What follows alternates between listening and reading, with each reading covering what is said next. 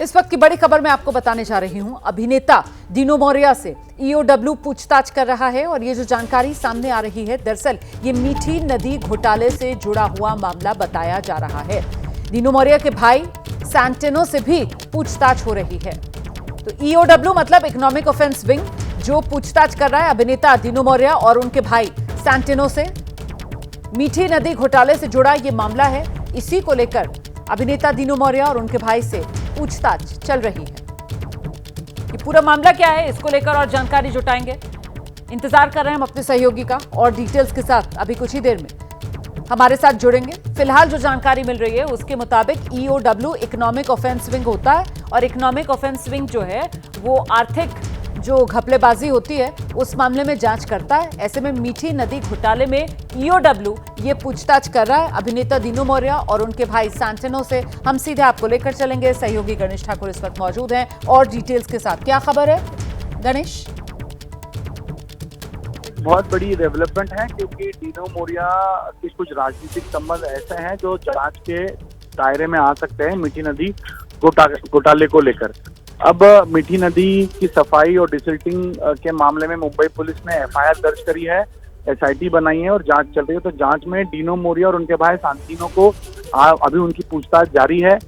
इन्हें कॉन्ट्रैक्ट दिया गया था मीठी नदी को लेकर और वो कॉन्ट्रैक्ट कैसे मिला, राजनीतिक हस्तक्षेप के वजह से मिला, उनकी जो नजदीकियां हैं कुछ राजनीतिक नेताओं से, उसको देखते हुए ये बहुत बड़ी डेवलपमेंट है। और क्वालिफाई नहीं होते हुए भी ये कॉन्ट्रैक्ट उनके कंपनी को, उनके भाई की कंपनी को दिया गया था, ऐसा आरोप है। लेकिन इसी के दस्तावेज लेकर और ये मामला कब का है गणेश ठाकुर? ये कॉन्ट्रैक्ट कब दिया गया था दीनू मौर्या और उनके भाई सैंटिनो की कंपनी को मीठी नदी की सफाई का? ये पूरा का पूरा मामला जिसमें घोटाला सामने निकल कर आया, जिसकी जांच चल रही है, कब दिया गया था कॉन्ट्रैक्ट? जी देखिए, ये महाविकास आघाड़ी की जब सरकार थी, शिवसेना, राष्ट्रवादी और कांग्रेस की मिलीजुली सरकार थी, गठबंधन की, उस सरकार के दौरान ये काम दिया गया था और इसी वजह से ये अब जांच के दायरे में आया है। विधानसभा सत्र के दौरान इसी मामले को लेकर इसमें बड़ा आर्थिक घोटाला होने का आरोप भाजपा के नेताओं ने किया था, जिसके बाद मुख्यमंत्री देवेंद्र फडणवीस ने इसमें एसआईटी की घोषणा की और एसआईटी की घोषणा के बाद इसमें जांच शुरू हुई और कुछ दिनों पहले एफआईआर दर्ज हुई। तो एफआईआर दर्ज होने के बाद कॉन्ट्रैक्टर्स के यहाँ छापेमारी हुई और अब दीनू मौर्या तक ये जांच पहुंची है।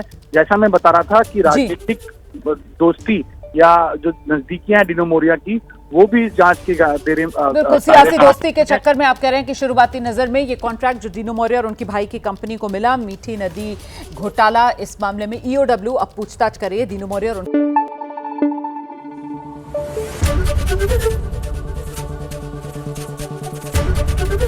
एबीपी न्यूज आपको रखे आगे।